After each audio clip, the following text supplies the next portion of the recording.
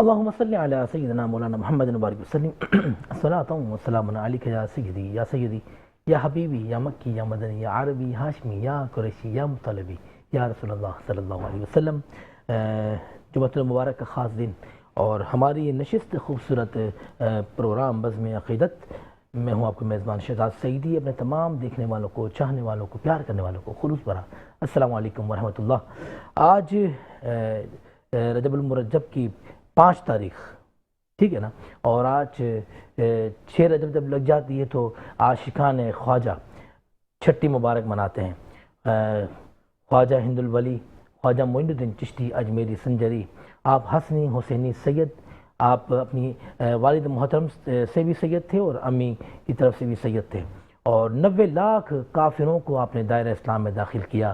ان کا جو ایمان تھا وہ آپ نے روشن فرمایا، ان کو مسلمان کیا، اور ہندوستان کی یہ جو زمین ہے وہ آپ کو خواجہ غریب نواز کے نام سے آپ کو پکارتی ہے، اور پورا عالم اسلام جو ہے آپ کو خواجہ معین الدین چشتی اجمیری سنجری کے نام سے پہچانتا ہے۔ اور آج ہم چاہیں گے کہ آپ کا تذکرہ ہو، آپ کا ذکر ہو، اور اسی ذکر کو کرنے کے لیے ہم نے مدعو کیا ہمارے اسٹوڈیو میں معروف عالم دین، بہت خوبصورت انداز میں آپ گفتگو کرتے ہیں اور مختلف ٹی وی چینلز پہ ہمیں آپ نظر آتے ہیں، جناب علامہ عمیر قادری ترابی صاحب۔ السلام علیکم علامہ صاحب۔ وعلیکم السلام ورحمۃ اللہ۔ قبلہ کیسے ہیں؟ ٹھیک ٹھاک ہیں الحمدللہ۔ سب سے پہلے جمعۃ المبارک کی مبارکباد آپ کو اور آپ کی پوری ٹیم کو بھی جمعہ مبارک ہو ماشاءاللہ۔ ہاں، خیر مبارک۔ اس کے بعد علامہ صاحب آج سب سے پہلے تو میں چاہوں گا کہ کوئی جمعۃ المبارک کی کوئی فضیلت بتائیں ہمارے دیکھنے والوں کو، اس کے بعد ہم آتے ہیں ہمارے موضوع کی طرف۔ جمعۃ المبارک یہ وہ دن ہے کہ جس کو تمام دنوں کا سردار کہا جاتا ہے، اور یہ عید کا دن بھی کہا جاتا ہے، اور جمعۃ المبارک کی ہر گھڑی میں اللہ رحمت برکت نازل فرماتا ہے۔ اور آپ نے سنا ہوگا کہ جب امام منبر پہ بیٹھے اور اس کے نیچے اترنے سے پہلے جو حضرات دعا کرتے ہیں، یعنی نمازی موجود ہوتے ہیں، جو دعا کرتے ہیں اللہ پاک ان کی دعائیں قبول فرماتے ہیں۔ دعا کی قبولیت کا وقت کہا جاتا ہے، اور خاص طور پر اب چونکہ اس وقت عصر کا وقت ہو چکا ہے اور مغرب کا وقت قریب ہے، تو جمعۃ المبارک کے دن عصر کے بعد کوئی درود پاک کا ورد کرے اور مغرب سے پہلے اپنے ہاتھ اللہ کی بارگاہ میں دعا کے لیے اٹھاتا ہے، تو اللہ کریم اس جمعۃ المبارک کی برکت سے، ان مبارک ساعتوں کی برکت سے اللہ ان کی تمام جائز دعائیں قبول فرماتا ہے۔ تو یہ آج کے دن کی ایک اسپیشل ایک برکت یہ ہے کہ اللہ پاک جمعے کی برکت سے دعائیں قبول فرماتا ہے، اس کی ہر گھڑی رحمت اور ہر ساعت جو ہے وہ برکتوں والی ہے۔ ماشاءاللہ اللہ آپ سب کو نصیب فرمائے، آمین آمین۔ اچھا علامہ صاحب، یہ رجب کا مہینہ، بابرکت مہینہ، جو کہ اللہ تعالیٰ کہتا ہے کہ میرا مہینہ، ٹھیک ہے نا، اور اس مہینے میں آپ دیکھیں کہ 6 رجب خواجہ معین الدین چشتی اجمیری کا دن، اس کے بعد پھر مولا علی کائنات کا دن، ٹھیک ہے نا، 13 رجب المرجب، اس کے بعد پھر آتی ہے شب معراج، جس میں اللہ اپنے محبوب کو اپنا چہرہ اپنا دیدار کرواتا ہے، اور شاعر نے لکھا نا، اپنا امام امیر علیہ سنت نے لکھا کہ ہیں صف آرا سب حور و ملک اور غلمہ خلد سے جاتے ہیں، ایک دھوم ہے عرش اعظم پر معراج کے دولہ جاتے ہیں۔ تو میں چاہوں گا کہ اس بابرکت مہینے کے حوالے سے ہمارے دیکھنے والوں کو کچھ بتائیں۔ ماہ رجب المرجب یہ مبارک مہینہ ہے کہ جسے اللہ تبارک و تعالیٰ کا مہینہ بھی کہا جاتا ہے، اور ماہ رجب میں یوں تو بہت سارے واقعات ہیں اور بہت سارے بزرگان دین کے اعراس ہیں کہ جن میں سر فہرست حضرت خواجہ غریب نواز رحمۃ اللہ تعالیٰ علیہ، حضرت سلمان فارسی رضی اللہ تعالیٰ عنہ، حضرت امام جعفر صادق رضی اللہ تعالیٰ عنہ، اور حضرت امیر معاویہ رضی اللہ تعالیٰ عنہ آپ کی بھی، اور پھر معراج شریف 27 رمضان مبارک حضور علیہ السلام کو اللہ نے 2 بڑے معجزے عطا فرمائے، جس میں ایک معجزہ جب بھی آپ نے فرمایا کہ آقا علیہ السلام نے سر کی آنکھوں سے اللہ تبارک و تعالیٰ کا دیدار کیا، اور بھی کئی بزرگان دین کے اس مبارک مہینے منایا جاتا ہے۔ تو یہ وہ مہینہ ہے کہ اس میں بندہ جو ہے نا، یہ بیج بونے کا یہ مہینہ ہے، اس کو کہا جاتا ہے کہ اس میں نیکیاں کرو خوب اللہ کی طرف۔ اب یہاں پر رجب شریف میں عبادت کا ذوق لوگوں کا بڑھ جاتا ہے، پھر شعبان کی طرف جاتے ہیں، پھر رمضان مبارک میں آپ دیکھو کہ ہر طرف جو ہے وہ قرآن مجید کی تلاوت ہوتی ہے، ذکر و اذکار کی محفلیں ہوتی ہیں، اور لوگ عبادتوں میں مصروف ہوتے ہیں۔ تو ماہ رجب المرجب یوں تو اس میں کئی برکتیں ہیں، اور اس مبارک مہینے کے اندر الحمدللہ اہل سنت ہر بزرگ کا عرس مناتے ہیں، اور اس ماہ مبارک میں 13 رجب جو ہے مولا کائنات شیر خدا رضی اللہ تعالیٰ عنہ آپ کی ولادت سے یہ تاریخ منسوب ہے، لیکن اہل سنت کے یہاں الحمدللہ ہم 21 رمضان، چونکہ ہم نے تمام بزرگوں کے ہم جو ہے وصال مبارک کی تاریخ ان کی جو ہے نا یاد میں ان کے تذکرے کرتے ہیں، ان کے نام پر ایصال ثواب کرتے ہیں، تو الحمدللہ اہل سنت صحابہ کرام کا بھی جو ہے وہ اور اہل بیت کا بھی الحمدللہ ان کی تاریخوں میں جو ہماری معتبر سنیوں کی کتابیں موجود ہیں تو ہم الحمدللہ اس کا ذکر کرتے ہیں۔ تو اس کے علاوہ اور بہت ساری باتیں ہیں جو انشاءاللہ وقتاً فوقتاً ہم کرتے رہیں گے انشاءاللہ۔ اچھا علامہ صاحب ایک اور بات مجھے آپ بتائیں کہ 13 رجب تو آپ نے بتایا کہ مولا علی کا جو دن ہے وہ ولادت کا جو دن ہے وہ ہم 21 رمضان کو مناتے ہیں، ان کی شہادت ہے۔ 21 رمضان مولا علی رضی اللہ تعالیٰ عنہ کی شہادت ہے، جس طرح ہم 10 محرم الحرام امام پاک امام حسین رضی اللہ تعالیٰ عنہ کی شہادت کا دن مناتے ہیں، اسی طرح مولا علی رضی اللہ تعالیٰ عنہ کی شہادت کا دن مناتے ہیں، حضرت عمر رضی اللہ ولادت نہیں مناتے۔ ہمارے اہل سنت کے یہاں جو ولادت ہے، ولادت کا کانسیپٹ یہ کہ ولادت کا جو دن منایا جائے وہ صرف نبی پاک صلی اللہ علیہ وسلم، یعنی حضور علیہ السلام کی یوں تو کئی خصوصیات ہیں، لیکن ہمارے یہاں زیادہ جو ہے وہ ولادت جو ہے وہ جشن ولادت مصطفیٰ صلی اللہ علیہ وسلم، اور جو طریقہ کار اہل سنت کے یہاں ہے وہ ہم وفات کا، وصال کا، شہادت کا، ہم وہ ایصال ثواب کی صورت میں ان کا نام، ان کا تذکرہ، ان کی خدمات، ان کا کردار ہم لوگوں کو بتاتے ہیں، اور اگر ہم ان بزرگوں کا ذکر کرتے ہو یقیناً اس میں بڑی رحمتیں برکتیں نازل ہوتی ہیں۔ تو اب ہو کیا گیا ہے، عموماً آپ دیکھیں ابھی تو میری بھی برتھ ڈے بن رہی ہے اور آپ کی بھی بن رہی ہے، انہی سب کی بن رہی ہے، لیکن ہمیں اپنی برتھ ڈے کی جو ہے وہ تشہیر نہیں کرنی چاہیے، ہمیں جو زیادہ جو ہے وہ پرچار کرنا چاہیے وہ ولادت مصطفیٰ صلی اللہ علیہ وسلم کا کرنا چاہیے، کیونکہ ہم اپنے اسلاف اپنے بزرگوں کے طریقے پہ چلنے والے لوگ ہیں، تو اسی لیے ہم تاریخ وصال کو یاد کرتے ہیں، شہادت کے دنوں کو یاد کرتے ہیں، تو بس وجہ صرف یہ ہے بیان کرنے کی۔ اچھا ماشاءاللہ۔ اچھا علامہ صاحب رجب میں جو لوگ جو روزے رکھتے ہیں، نفلی روزے رکھتے ہیں، اس کی کیا فضیلت ہے؟ میں رجب شریف میں جو روزہ رکھتا ہے اللہ پاک اس کو سال بھر کے روزوں کا ثواب عطا فرماتا ہے۔ سبحان اللہ۔ آدی شریف میں ذکر ہے کہ اللہ پاک اس کی عمر بھر کی سارے گناہوں کو معاف فرما دیتا ہے۔ اللہ اکبر۔ اس ماہ مبارک میں روزہ رکھنا یہ چونکہ اس لیے روزہ لوگ رکھتے ہیں کہ ہمارے گناہ معاف ہو جائیں، کیونکہ جو تعلیم ہمارے نبی صلی اللہ علیہ وسلم نے دی ہے تو اس حساب سے ہم جو ہے ماہ رجب میں روزہ رکھتے ہیں۔ ماشاءاللہ، بہت خوبصورت۔ میں لوں گا ایک چھوٹا سا وقفہ، آپ نے کہیں نہیں جانا، دیکھتے رہے میٹرو ون نیوز کی خصوصی جمعۃ المبارک کی نشریات، پروگرام بزم عقیدت۔ ملتے ہیں چھوٹے سے وقفے کے بعد۔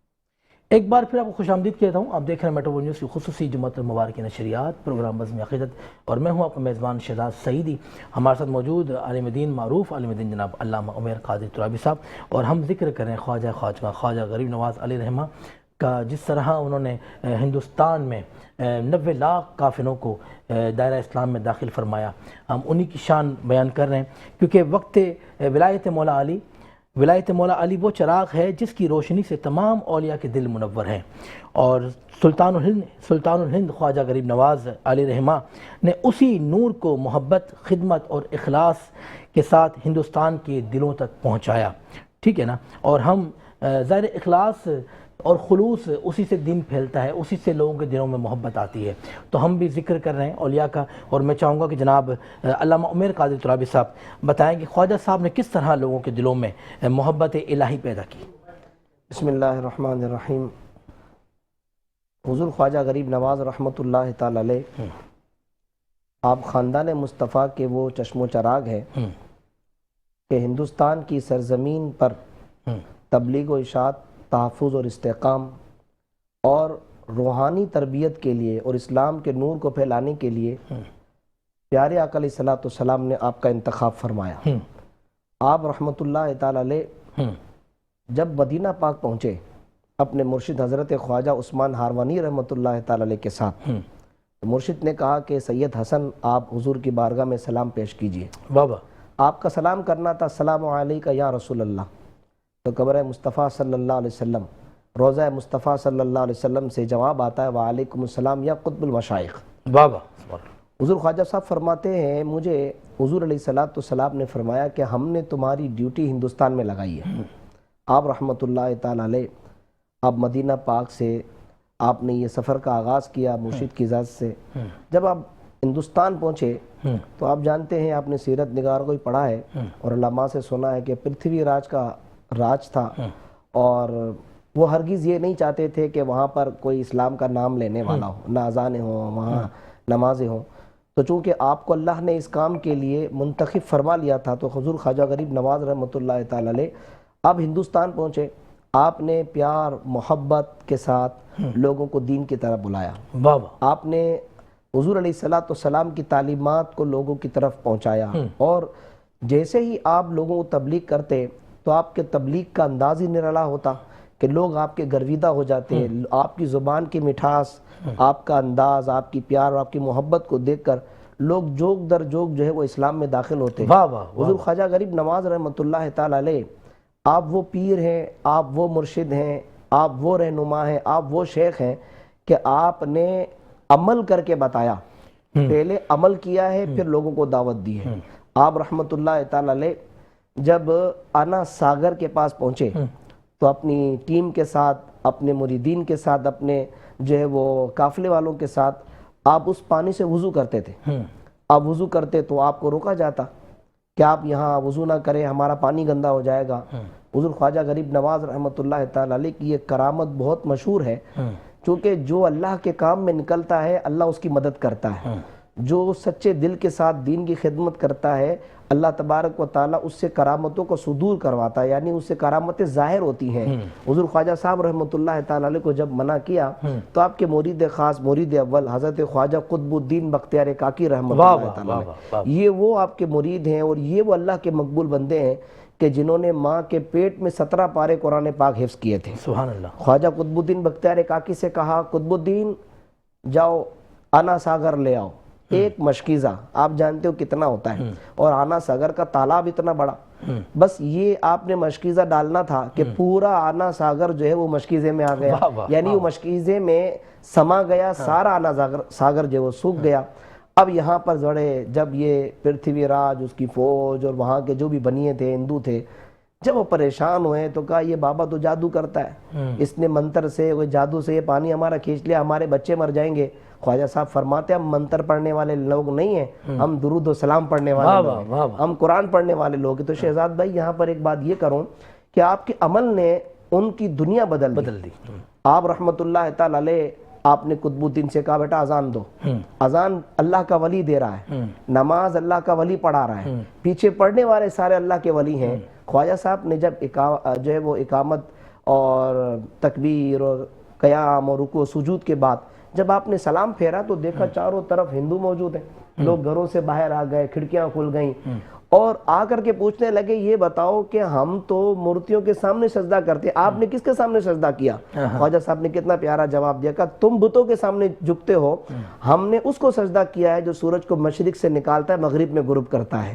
بس آپ کی اس نماز کو دیکھ کر مورخین نے لکھا 32,000 ہندوؤں نے کلمہ پڑھ کر حضور کی غلامی اختیار کی۔ یہ حضور خواجہ صاحب نے نماز پڑھ کر اور اس انداز کو ظاہر کر کے لوگوں کو بتا کر اس طرح تبلیغ کی۔ اللہ پاک ہمیں بھی اس پر عمل کرنے کی توفیق عطا فرمائے۔ آمین آمین۔ بہت خوبصورت علامہ عمر قادری ترابی صاحب نے گفتگو فرمائی۔ ہم لیں گے ایک چھوٹا سا وقفہ، آپ نے کہیں نہیں جانا، دیکھتے رہیں میٹرو ون نیوز کی خصوصی جمعۃ المبارک کی نشریات، پروگرام بزم عقیدت۔ ملتے ہیں چھوٹے سے وقفے کے بعد۔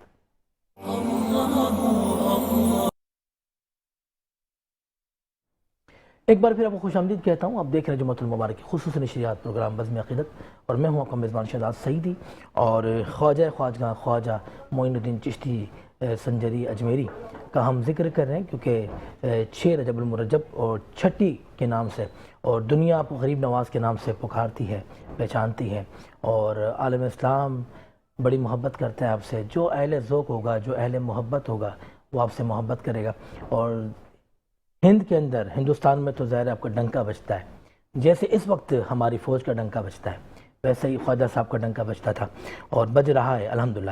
اور ہمارے ساتھ معروف عالم دین اور تحریک بقائے اسلام کے آپ چیئرمین قبلہ سید جاوید سعید قادری شاہ صاحب کو میں خوش آمدید کہتا ہوں۔ جناب السلام علیکم قبلہ۔ وعلیکم السلام۔ کیسے جناب، ٹھیک ٹھاک ہیں؟ اللہ کا احسان ہے، کرم ہے۔ قبلہ آپ نے وقت دیا ہمیں، اور ظاہر مصروفیات آپ کی شہر کراچی میں، ظاہر آپ کی رہائش ملتان میں، آپ آئے کراچی تو ظاہر ملنے ملانے والے بہت، ہم چاہ رہے تھے کہ آپ اسٹارٹنگ سے ہمارے ساتھ رہتے تو ایک اچھا ہمیں بھی وقت ملتا آپ کے ساتھ، ہمارے ناظرین بھی آپ سے مستفید ہوتی۔ قبلہ سب سے پہلے تو ہمارے کراچی والوں کے لیے اور پاکستان والوں کے لیے کوئی خوبصورت سا میسج دیں، اس کے بعد میں آتا ہوں موضوع کی طرف۔ دیکھیے، سب سے بڑی بات یہ ہے کہ میں پنجاب کے اس علاقے سے جو نہایت پسماندہ ہے علی پور، وہاں سے یہاں آیا ہوں. لیکن جب میں یہاں کراچی آتا ہوں نا، تو جب بھی آتا ہوں مجھے کراچی سے کوئی بیگانگی یا اجنبیت یا نیاپن محسوس نہیں ہوتا. کراچی اپنے اندر اتنے رنگ سموئے ہوئے ہے. ابھی میں مسجد میں بیٹھا تھا تو ایک نوجوان نے مجھ سے سرائکی میں بات کی کہ میں بیمار ہوں، آپ دعا فرما دیں. تو مجھے ایک دم سے میں نے، کیونکہ یہاں پہ ہر رنگ ہے نا، تو کراچی ایک ماں کی صورت میں ہے، جیسے ہم کہتے ہیں سب کو پال رہا ہے. میرا اللہ اس کو ہمیشہ، اس شہر کو پالنے والا رکھے تمام پاکستانیوں کے لیے. اور یہاں تو صرف پاکستانی نہیں، یہاں تو سرحد پار سے آئے ہوئے، مشرق اور مغرب دونوں سرحدوں پار سے جو ہے نا، یہاں کتنے لوگ یہاں پر موجود ہیں. اللہ اس کو امن کا گہوارہ بنا. آمین آمین. اچھا قبلہ، جب پنجاب میں آپ سفر کر رہے ہوتے ہیں یا گھر سے نکل رہے ہوتے ہیں تو روڈ وغیرہ آپ کے بہتر ہوں گے، یا آپ سمجھتے ہیں کہ کراچی کے بہتر ہیں یا پنجاب کے بہتر ہیں؟ کیونکہ ہم جب گھر سے نکلتے ہیں تو ہماری گاڑی بھی مٹی سے بھر جاتی ہے، ہم خود بھی مٹی سے بھر جاتے ہیں، کیونکہ ہمارا ہر روڈ جو ہے نا قبلہ ایسا ہے کہ میں کیا بتاؤں آپ کو. دیکھیے بات یہ ہے کہ جیسے ہے نا، کسی بھی ادارے میں ایک کوئی ڈی جی ہوتا ہے، اس کے نیچے پھر ڈائریکٹرز ہوتے ہیں، ڈپٹی ڈائریکٹرز، اسسٹنٹ ڈائریکٹرز، اور پھر ہوتے ہوتے مراعات اسی اعتبار سے ہوتی ہیں. تو میں تو جس علاقے سے ہوں وہ تو بیچارہ بالکل ہی جو ہے وہ عثماندہ ہے. لیکن اگر آپ موازنہ کریں لاہور اور کراچی کی نسبت، لاہور اور اسلام آباد کی نسبت، تو بالکل کراچی جو ہے وہ تو اس وقت بالکل برباد ہو چکا ہے. اور اگر اس کا تناسب اس حوالے سے دیکھا جائے کہ یہاں سے ریونیو کتنا پروڈیوس ہوتا ہے، تو پھر کراچی کا حق بنتا ہے کہ اس کی سڑکیں صاف ہوں، وہ صحیح ہوں، ستھری ہوں، فلائی اوورز بنے، ٹریفک کا نظام بہتر ہو، جہاں تنگی ہے وہاں کشادگی کی جائے، پلاننگ کی جائے، ماسٹر پلاننگ کی جائے، یہاں پانی کی سپلائیاں بہتر ہوں، یہاں پر بجلی کی روانی ہو. یہ ایک انٹرنیشنل شہروں میں سے تو آج سے تو نہیں ہے، یہ تو کئی مطلب قیام پاکستان سے پہلے سے، یہ تو مطلب بر صغیر کا سب سے بڑا شہر تھا. یہ تو بمبئی اس کے مقابلے میں چھوٹا تھا اور کراچی بڑا تھا. تو کراچی کو تو برباد کیا گیا ہے. یہاں تو گندگی اور یہ بد انتظامی، یہ تو نااہلی کی علامت ہے. قبلہ جو بنیادی چیزیں ہیں نا ہم عوام کی، ہم کراچی میں رہنے والوں کی، پانی ہے، بجلی ہے، گیس ہے، آپ یقین کریں ہم اس سے بھی محروم ہیں. یہ ایک بڑی تکلیف دہ صورتحال ہے. اور یہ ایک وقت کی بات نہیں ہے، یہ ایک تسلسل رہا ہے نااہلی کا. اب یہ آپ یہ دیکھیے کہ واٹر کنٹیمنیشن کی بات کریں تو آپ سی ویو پہ جائیں تو آپ کو ایسے لگتا ہے کہ آپ گٹر کے ایک تالاب کے سامنے آ گئے. اور وہاں پہ جو ریت ہے وہ بھی اتنی سیاہ ہو گئی. ہمیں یاد ہے بچپن میں آیا کرتے تھے، بھورے رنگ کی ریت ہوتی تھی یہاں پہ. تو پوری دنیا میں مطلب جو کوسٹل سٹیز ہیں، اگر وہاں پہ پانی کی کمی ہوتی ہے تو سمندر سے آپ حاصل کرتے ہیں، آپ بڑی بڑی واٹر فلٹریشن سسٹمز لگاتے ہیں اور ٹربائنز کے ذریعے اور پمپ کرتے ہیں، آپ شہر کی ضرورت کو پورا کرتے ہیں. اور جو ویسٹ واٹر ہوتا ہے اس کو کبھی بھی آپ کھڑے پانی میں نہیں ڈالتے، کبھی بھی نہیں. ویسے تو ریورائن واٹر میں بھی نہیں ڈالنا چاہیے، چاہے وہ بہتا پانی ہو، لیکن بعض لوگ پنجاب میں جو ہے نا وہ ریورز میں اور نہروں میں ڈال دیتے ہیں. لیکن کھڑے پانی میں اور سمندر میں ڈال دینا، تو یہ آپ اگر 1 سال ڈالتے ہیں نا تو آپ کو 25 سال لگیں گے اس گند کو صاف کرنے میں. اللہ اکبر. تو ہمیں تو میرا خیال ہے 30 سال تو اس کو پھینکتے ہوئے ہو گئے. تو صرف ایک مسئلہ نہیں ہے، سڑکیں ٹوٹی ہوئی ہیں، پائپ لائن نہیں ہے، گیس نہیں ہے، پینے کا پانی، نہانے دھونے کا اور دوسری کا ضروریات کا پانی نہیں ہے، بجلی کا فقدان. یہ ہے ذرا سی بارش ہو جائے تو تالاب بن جاتا ہے، کیونکہ نکاس نہیں ہے، ماسٹر پلاننگ نہیں ہے. تو میرا خیال ہے گراس روٹ لیول سے شروع کیا جائے گا. ابھی کچھ جو کراچی کے میئر وغیرہ ہیں انہوں نے کچھ ترقیاتی کام، آدھا کراچی ادھڑا پڑا ہے سب. تو دیکھیں اگر یہ سپیڈیلی ہو جائے تو کراچی کے لوگوں کے لیے سائے آف ریلیف ہوگا. شاہ صاحب مونجو دھرو اور تھر میں کوئی فرق نہیں. آج ہم کراچی کی اگر پوزیشن دیکھتے ہیں نا ویسے حالات کر دیے ہیں. اچھا قبلہ میں آتا ہوں، ماشاءاللہ تحریک بقائے اسلام کے آپ چیئرمین بھی ہیں، اور ابھی جب سیلاب آیا آپ کے علی پور میں تو آپ نے اسے بہت فلاحی کام کیے جو کہ ہم نے بھی دیکھے، ہم نے مختلف ٹی وی چینلز پہ بھی دیکھے. اور جس طرح آپ کام کر رہے تھے اس میں آپ نے کس طرح پایا اپنے آپ کو؟ اچھا، میں نے در حقیقت میں یہ بتانا چاہ رہا تھا کہ میں تحریک بقائے اسلام بالکل نوزائیدگی میں تھی اس وقت، اور میں سمجھتا تھا کہ یار یہ میرے تو بس کی بات نہیں ہے اور میں نہیں کر پاؤں گا. لیکن میں ان لوگوں کو جو اچھا کام کرنا چاہتے ہیں میں ان کو بتانا چاہتا ہوں کہ خدا کی قسم میں جب کام شروع کیا تو ہوا یہ کہ اللہ سلسلہ بناتا گیا. میرے پاس 1.5 لاکھ روپے جمع ہوئے تو میں نے ہمارے یہاں کراچی کے ہمارے پیر بھائی ہیں عمران الدین سعیدی صاحب، میں نے ان سے کہا کہ جی خیمے کے چیک کرو، خیمہ بتاؤ. تو انہوں نے کہا جی 6,500 روپے کا خیمہ ملے گا کم از کم. میں نے کہا جی بھیج دو. انہوں نے کہا کم از کم 50 خیمے بھیجیں گے تو بات بنے گی. 50 خیمہ بن رہا تھا کوئی 3,25,000 کا، اور اس کے اوپر کچھ ٹرانسپورٹیشن چارجز لائک 343,000 3,43,000 روپے کا وہ لگ بھگ پڑتا تھا. میں نے کہا جی آپ بھیجیں. ابتدا ہوئی، وہ چلنا شروع ہوا، ایک کھیپ، دوسری، تیسری، چوتھی، میرا خیال ہے سینکڑوں خیمے پھر ہم نے ماشاءاللہ ماشاءاللہ. اسی طریقے سے راشن کا کام، لوگ بھی ملتے گئے اور اللہ کہاں کہاں سے عطا کرتا گیا، اور پھر یہ سلسلہ چلا. کچھ نہ کچھ بہرحال داد رسی ہوئی، بٹ یہ ہے میں سمجھتا ہوں جتنی میسو تباہی آئی ہے اس میں یہ بھی کم تھا. اللہ اکبر اللہ اکبر. تو شاہ صاحب، اللہ کی مخلوق کی خدمت کر کے، ان کا درد محسوس کر کے، وہ کیسا مزہ ہوتا ہے کہ بہت سارے لوگ این جی اوز چلا رہے ہیں، ہم دیکھ رہے ہیں کہ لوگ نام کے حوالے سے اور صرف ڈونیشن کے حوالے سے، لیکن کام ہمیں نظر نہیں آتا، ٹھیک ہے نا. لیکن ظاہر ہی تو اللہ کے ساتھ ایک بزنس ہے نا جناب. تو آپ نے کس طرح اپنی روحانیت کو کس طرح محسوس کیا اس میں؟ اس میں درد جو ہے نا، یہ 2 طریقے سے دیکھا جائے. یہ ایک عطا بھی ہے، اور اس کو جب چونکہ محسوس کرتے ہیں تو ظاہری بات ہے آپ کی آنکھ نم ہوتی ہے اور آپ کا دل پسیجتا ہے، آپ کو تکلیف محسوس ہوتی ہے نا. احساس وہ چیز ہے. تو جب تک آپ کو کسی کی تکلیف محسوس نہیں ہوگی، آپ وہ اپنے اندر برداشت، اس وقت تک آپ کسی کے لیے کیسے نکلیں گے آگے؟ آقا کریم علیہ الصلوۃ والتسلیم نے فرمایا تھا نا کہ امت جو ہے وہ ایک جسم کی مانند ہے کہ کسی ایک حصے کو درد پہنچتا ہے. واہ واہ واہ واہ. تو یہ دراصل ہے ہی درس روحانیت کا کہ آپ میرا جسم بالکل سکون میں ہے، لیکن میں اس کو دیکھ کے وہ تکلیف محسوس کروں. یہاں سے بیٹھ کے میں غزہ کے لوگوں کا، ان کی بھوک، ان کا دکھ، یہاں سے بیٹھ کے فلوجہ، رم اللہ، رفح، ادھر بارہمولہ، کشمیر کے جتنے علاقے ہیں، یا بیروت ہے یا لبنان ہے یا کہیں اور، کہیں پہ کوئی مسلمان بیٹھا اس کی تکلیف محسوس کی جائے، اور پھر اس کے بغیر چین نہیں پڑتا جب تک کہ آپ کوئی ریلیف کا کام نہ کریں. اور چین پڑتا ہی اس وقت ہے کہ جب آپ شروع کرتے ہیں کہ مالک میں کر تو نہیں پایا پورے طریقے سے، کچھ کوشش کیا تو مدد فرما نا مولا. تو پھر اللہ مدد فرماتا ہے، کچھ نہ کچھ اطمینان رہتا ہے. واہ واہ واہ واہ، سبحان اللہ. اچھا شاہ صاحب، ہمارا آج کا موضوع ہے حضرت خواجہ معین الدین چشتی سنجری اجمیری. ظاہر آپ نے بھی محبت کے ساتھ، خلوص کے ساتھ، جس اخلاص کے ساتھ آپ نے اللہ کے دین کو پھیلایا، ٹھیک ہے نا، وہ ایک مثال ہمیں نہیں ملتی، ٹھیک ہے نا. تو کیا کہیں گے جناب؟ سب سے بڑی جو بات ہے نا، آپ جب بھی کسی بزرگ کا ہم تذکرہ کرتے ہیں تو آج کل تو خیر لوگ صرف قوالی کے حوالے سے لوگوں کے پوائنٹ آف ویو کو بدلنا. مطلب آج آپ لوگ بیٹھے ہیں، ہم سارے کوئی اتنے بڑے پکے مسلمان تو نہیں ہیں، تو اگر کوئی شخص چاہے کہ جی ہمیں ہندو کر دے، ہمیں دلیلیں دے، یہ کرے وہ کرے، تو ہم مان جائیں گے. یا ہمیں عیسائی کرنا چاہے، یا جو لوگ باہر بیٹھے ہیں امریکہ میں، برطانیہ میں، جہاں ماحول بھی جو ہے نا عیسائیوں کا ہے یا غیر مسلموں کا ہے، کیا وہاں پہ لوگ تبدیل ہو جاتے ہیں؟ نہیں. آپ ذرا سوچئے کہ کتنی سٹرونگ پرسنالٹی ہوگی کہ اس قدر اثر انداز ہوئی ہے لوگوں کے اوپر کہ وہ اپنا دین بدلنے کے لیے تیار ہو جائیں. واہ واہ واہ واہ. دیکھیں، یہ تو ہم نے انبیاء کی صفت دیکھی ہے. انبیاء کو اللہ نے اتنی قوت دی ہے، اتنی طاقت دی ہے، تو انہوں نے یقیناً انبیاء کی سنتوں کو، خصوصاً نبی آخر الزمان کی سنتوں کو ایسے اپنایا ہے، اپنے کردار کو اتنا بلند کیا ہے کہ آپ کی ہر ادا سے وہ تیقن اور وہ طاقت محسوس ہوتی تھی. تو جو دیکھتا تھا، جو قرب میں آتا تھا، وہ متاثر ہوئے بغیر نہیں رہ سکتا تھا.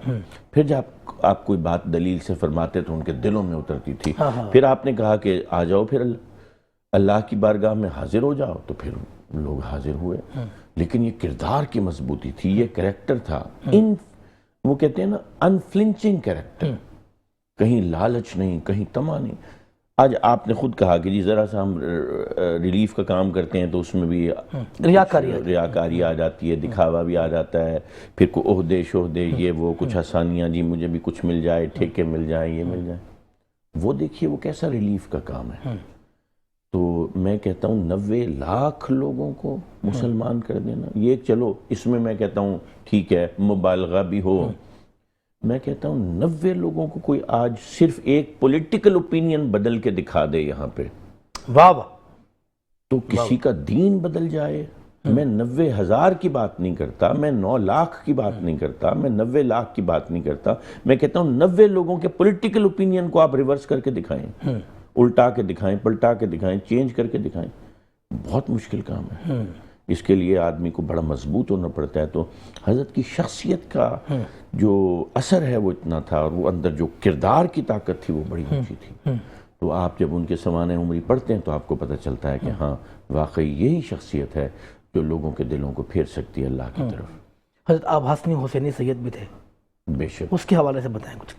اچھا دیکھیے، اگر آپ غور کریں نا تو جو علم اور امامت ہے وہ وصف حسینی سادات رہا ہے۔ واہ واہ واہ واہ واہ واہ۔ آپ اگر 12 اماموں کی بات کریں تو چونکہ ہم سنی ہوتے ہوئے بھی 12 اماموں کو مانتے ہیں، گو کہ ہمارے ہاں امامت کا جو کانسیپٹ ہے وہ اہل تشیع سے ذرا مختلف ہے، اور ان کا جو امامت کا کانسیپٹ ہے وہ اور ہے اور ہمارا اور ہے۔ تو اگر آپ دیکھا جائے تو روحانیت کے اعتبار سے یہ تمام امام مہدی علیہ السلام تک، تو اب یہ آپ نسلاً ویسے تو والدہ کی طرف سے حسنی، لیکن والد کی طرف سے تو آپ حسینی سادات میں سے ہیں اور کاظمی سادات میں سے ہیں، حضرت امام موسیٰ کاظم کی اولاد سے ہیں۔ واہ واہ۔ تو یہ وصف علم کا، روحانیت کا، یہ تو پھر نسل در نسل بھی منتقل ہوتا ہے۔ بس یہ ہے کہ وہ شخص جو پھر اس کو نہ اجاگر کرے تو پھر اس سے یہ چیز روٹھ جاتی ہے، ورنہ سادات کو یہ عطا تو خون میں اور نسب میں ہو رہی ہے، لیکن اگر کوئی اس کا خیال نہ کرے تو پھر وہ مطلب اس کی اپنی مرضی ہے، اس کی اپنی، وہ اپنا مالک ہے۔ تو ایک تو بات یہ ہے، اور حسینی سادات کے حوالے سے یہ ہے کہ ظاہر بات ہے امام جیسے ہمارے جو امام اعظم امام ابو حنیفہ، وہ بھی تو یعنی کہ دونوں چشموں کا نور جو ہے وہ آپ کے اندر سمویا ہوا، وہ مجتمع ہوا ہے۔ واہ واہ واہ واہ۔ مجتمع ہوا ہے کیونکہ سادات کرام کا وصف رہا ہے علم، حلم کے ساتھ ہونا، تکبر نہیں تھا۔ واہ واہ۔ پھر علم بھی ہو، روحانیت بھی ہو، یہ ہونا۔ ابھی ہم شاہ تراب الحق قادری صاحب کے حوالے سے بات کرتے ہیں کہ کراچی کی جو شخصیات ہیں ان میں حضرت کا یہ وصف تھا، تو یہ حضرت سلطان الہند کے حوالے سے بھی یہ بات ہے، اور یہ سلسلہ بزرگوں سے ہمارا چلا آ رہا ہے کہ جہاں علم بھی ہو، روحانیت یکجا ہوتی ہو، تو وہاں پہ پھر وہ مرشد کامل ایسا ہوتا ہے، وہ شیخ کامل ایسا ہوتا ہے۔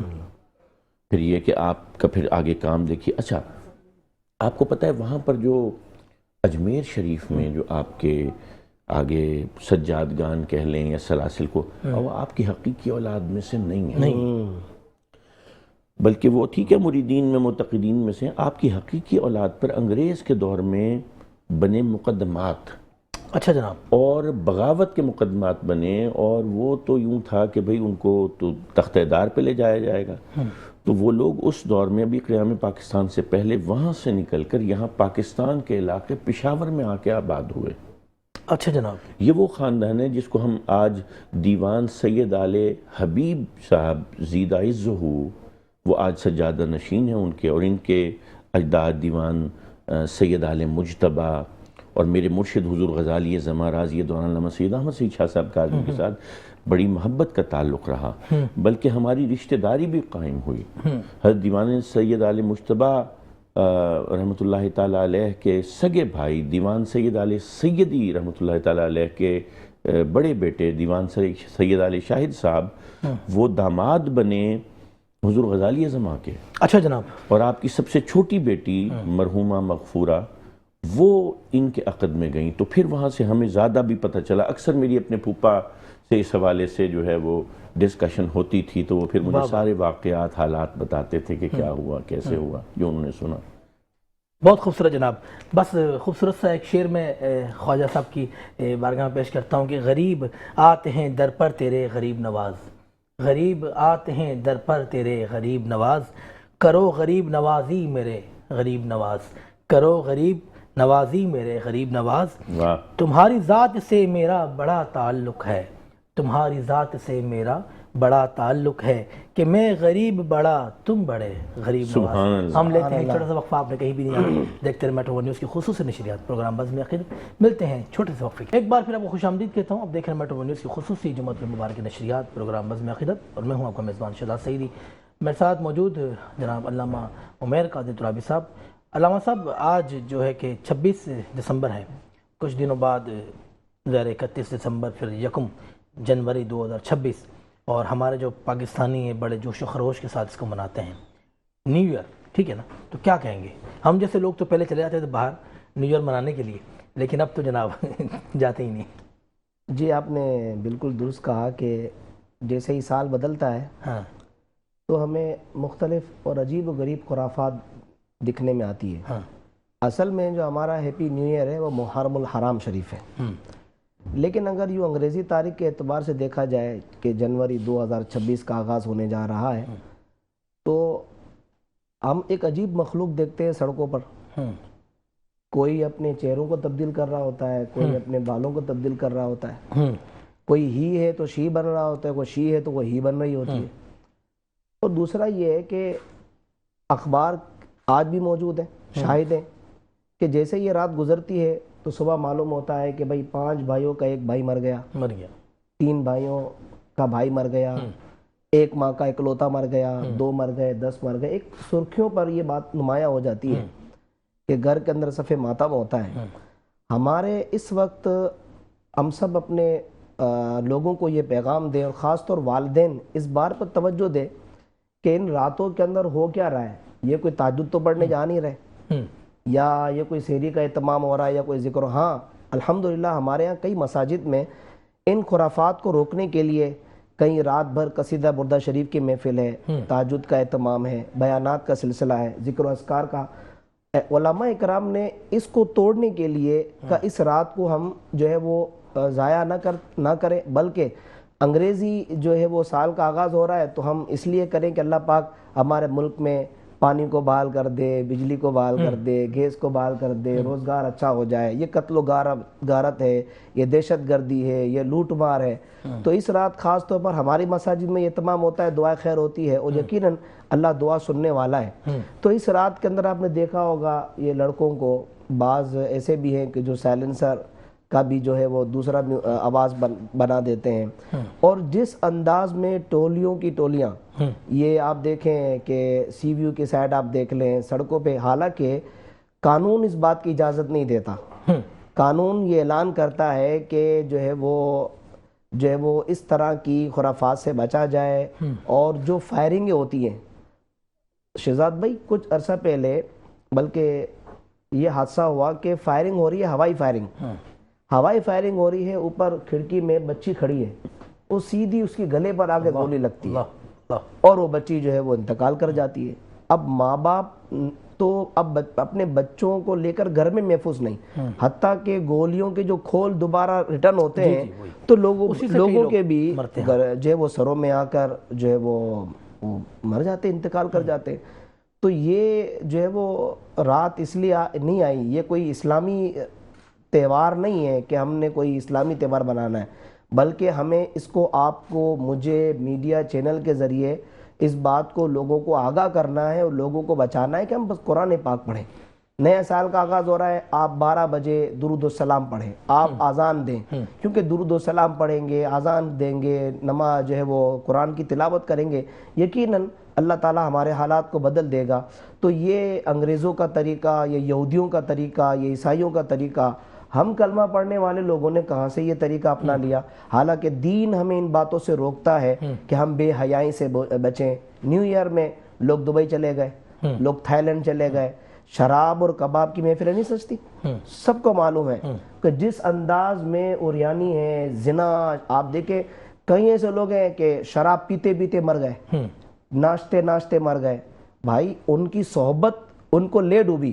کاش کہ اگر یہ لوگ اہل اللہ کی خدمت میں آتے، صوفیہ کی خدمت میں آتے، اولیاء اللہ کی، علماء کی، اچھے لوگوں کی صحبت میں آتے۔ اسی لیے کہا گیا کہ صحبت سالے ترا سالے کنن، کہ اچھوں کی صحبت بندے کو اچھا بنا دیتی ہے. تو آج میں اور آپ ہم سب جو بچے ہوئے ہیں یہ صرف اچھوں کی صحبت کی وجہ سے, یہ اچھے لوگ ہیں کہ جو ہمیں ان چیزوں سے روکتے ہیں اور بھلائی کی طرف ہمیں لے جاتے ہیں. تو ہیپی نیو ایئر جو ہے وہ آ تو رہا ہے. ہم اس پاکستان کے لیے دعا کریں گے کہ 2026 ہمارے لیے خوشحالی کا سال بن جائے.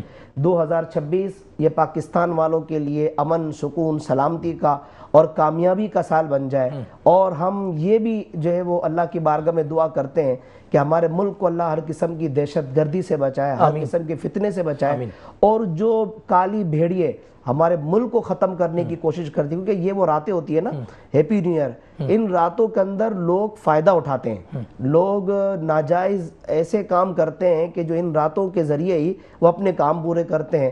تو ہمیں اپنے قانون کے ساتھ رہنا ہوگا, اپنے قانون کا ساتھ دینا ہوگا, اور اپنے ملک کی بقا کے لیے اور اسلام کی بقا کے لیے ہمیں محنت کرنی ہوگی. اللہ تبارک و تعالی ہمیں ناگانی موت, ناگانی حادثے اور ناگانی جو ہے وہ آفت و بلا سے ہم سب کو محفوظ فرمائے. اللہم آمین. جاوید سعید کاظمی شاہ صاحب, قبلہ ہمارے پاس 1 منٹ ہے, اور میں چاہوں گا کہ 2025 تو جناب گزر گیا, ٹھیک ہے نا, اور ہم سنتے آ رہے ہیں کہ پاکستان ایک نازک موڑ سے گزر رہا ہے, اور ہم دعا کرتے ہیں کہ نازک موڑ ہماری حیاتی میں ختم ہو جائے. آمین. تو قبلہ 2026 کو آپ کیسے دیکھ رہے ہیں؟ پاکستان کو مستقبل ہمارا روشن دیکھتے ہیں آپ؟ شہزاد بھائی, صرف آپ نہیں, ہم اپنے بچپن سے یہی دیکھتے آ رہے ہیں, اور میں یہ سمجھتا ہوں کہ نازک موڑ ختم ہونے والا نہیں ہے, نہ آپ کی زندگی میں, نہ ہماری زندگی میں, نہ ہمارے بچوں کی زندگی میں. اس کی وجہ یہ ہے کہ ہماری جو جیوگرافیکل لوکیشن ہے, جیو پولیٹیکل جو لوکیشن ہے, اس کے اندر ہمارا ملک جو ہے نا وہ یہاں پر جو عالمی طاقتیں ہیں ان کا یہ انٹرسٹ کا پوائنٹ ہے, تو یہ سینٹر آف دی انٹرسٹ ہے. تو یہاں پہ وہ کبھی بھی ایسے سکون اور امن نہیں آئے گا. آپ پوری فوج ختم کر دیں, آپ ایٹم بم سے جان چھڑا لیں, آپ صرف آپ مطلب کچھ ایسے کنٹریز جیسے مالدیوز وغیرہ ہے, ایسے بالکل آپ ہتھیار سے آری ہو کے یہ بیٹھ جائیں, آپ کو کوئی جینے نہیں دے گا. تو یہ ہماری مجبوری ہے. یہ ہماری جو ہے نا اسلامی فلاحی ریاست کا جو خواب ہے وہ تو ہے, لیکن بہرحال یہ ایک سیکیورٹی سٹیٹ بھی ہے. اس کی وجہ یہ ہے بیکاز اس کی جو لوکیشن ہے وہ مجبور کرتی ہے یہاں کے لوگوں کو کہ وہ اپنی حفاظت کریں, اور یہاں پہ جو بیرونی انٹرسٹ ہے وہ مسلسل شامل ہوتا رہے گا. میرے خیال میں 2026 میں الیکشن دیکھتا ہوں, اچھا, جنرل الیکشنز دیکھتا ہوں, اور اس سے کچھ نہ کچھ بہرحال امن سکون کی راہ ہموار ہوگی. نمبر 1. نمبر 2 یہ کہ یہ جو پولیٹیکل ریڈیکلائزیشن ہے, میں آگے آنے والے دنوں میں اس میں فورسی کر رہا ہوں کہ کچھ کمی آئے گی, اور کچھ تھا یا برف پگھلنے کی کہیں نہ کہیں کوئی شنید مجھے نظر آتی ہے. جناب ہم بس یہ دعا کرتے ہیں کہ اللہ پاک اس ملک کو آباد رکھے, اور اپنے دیکھنے والوں کو میں بھی یہ میسیج دوں گا کہ آپ نیو ایئر میں بچوں کو جو لے کے جو باہر جاتے ہیں, لاسٹ سال ہم نے دیکھا کہ معصوم بچی اپنے ان کے جو والد صاحب تھے ان کو باہر لے کے گھما رہے تھے, اور پیچھے سے گولی آئی اور بچی زخمی ہو گئی, شہید ہو گئی. تو میں یہی چاہوں گا کہ اپنے بچوں کی آپ کیئر کریں, بلکہ یہ ٹائم جو ہے نا 12 بجے سے 1 بجے والا, بلکہ اپنے گھروں سے نہ نکلیں, وہی علامہ صاحب والی بات کہ عبادت میں گزاریں, اور دعا کریں کہ اللہ پاک 2026 ہمارے لیے بہتر ہو. اور بالکونیاں اور جو ٹیرس وغیرہ جو ہوتے ہیں, آپ کی چھتیں وغیرہ جو ہوتی ہیں, اس پر بھی آپ گریز کرے جانے سے, ٹھیک ہے نا, اپنی جان کا آپ نے خود حفاظت کرنی ہے, ٹھیک ہے نا, کوئی بھی آپ کی جان کی حفاظت نہیں کرے گا, آپ نے خود حفاظت کرنی ہے. اپنا بہت خیال رکھیں, اور شیراز سعیدی کو اپنی خاص دعا میں یاد رکھیں. بالخصوص میری والدہ محترمہ کے لیے دعا فرمائیں, اللہ پاک ان کے درجات کو بلند فرمائے, اللہ پاک ان کی آخرت کی تمام منزلوں کو آسان فرمائے. زندگی نے وفا کی تو پھر آپ سے ملاقات ہوگی, تب تک کے لیے اپنا بہت خیال رکھیں. السلام علیکم ورحمۃ اللہ وبرکاتہ.